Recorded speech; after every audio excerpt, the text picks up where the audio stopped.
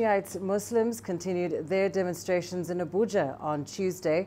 Members of the Islamic Movement of Nigeria are calling for the release of their leader, Ibrahim El-Zakzaky. Now, on Monday, the military opened fire on a procession of IMN members heading to the Abuja demonstration. El-Zakzaky has been in prison since a security crackdown in 2015. His Islamic Movement of Nigeria has about 3 million followers. The group claims the soldiers killed at least 10 protesters on Monday. However, the army disputes this, saying only 3 people were killed as they marched on a military checkpoint. Thousands of demonstrators were allegedly blocking roads and throwing rocks when security forces opened fire.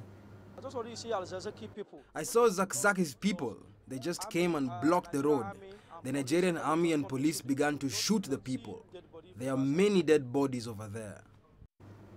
Well, for an update on this story, let's cross live now to Abuja. CGTN's Kelechi Emekalam is standing by. Kelechi, it seems like a very tense time in Abuja. What is the situation like at the moment after another day of clashes between police and members of the IMN?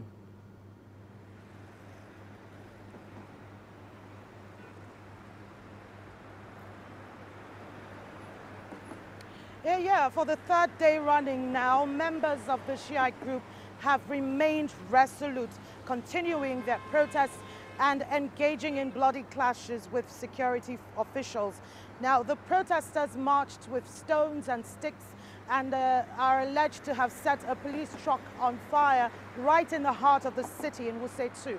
Now, the police dispersed them with tear gas, and in the background, sporadic gunshots could be heard as well. Sadly, though, I must point out that some of the protesters are minors. Yeah, kids are also part of the foot soldiers. Well, that being said, there are reports that there were some casualties, but that cannot be independently verified, the number of those injured. And Kelechi, just take us back a little bit and just remind us of the reasons behind this protest. Now, Sheikh El-Zakzaky has a massive following. He's been propagating the Iranian-style Islamic revolution, which is at odds with the majority of northern Nigeria that are Sunni Muslims. Now, he was arrested in 2015 after clashes with members of the sect, and the military allegedly had a ripple effect and many people were killed. The Zakzaky's followers was said to have tried to assassinate the army chief, Lieutenant General Buratai, and they said they blocked the road where his motorcade ought to have gone through. Now, although a court has since ordered his bail, the government continues to detain him.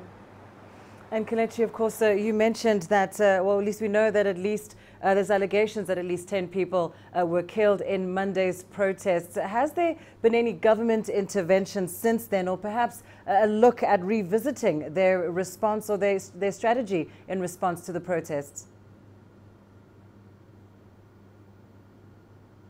Well, there hasn't been any government intervention since this incident occurred, since the protests have been on. Neither have we heard any government officials say a word on it. Perhaps the reason why the government has come under intense criticism for not saying anything or doing anything to salvage the situation. There's been records of deaths and injuries, but then so many people have criticized the government, and they're expecting that the government could act fast to ensure that such incidents do not occur. Thank you so much. Kelechi Emekalam joining us there live from Abuja, Nigeria.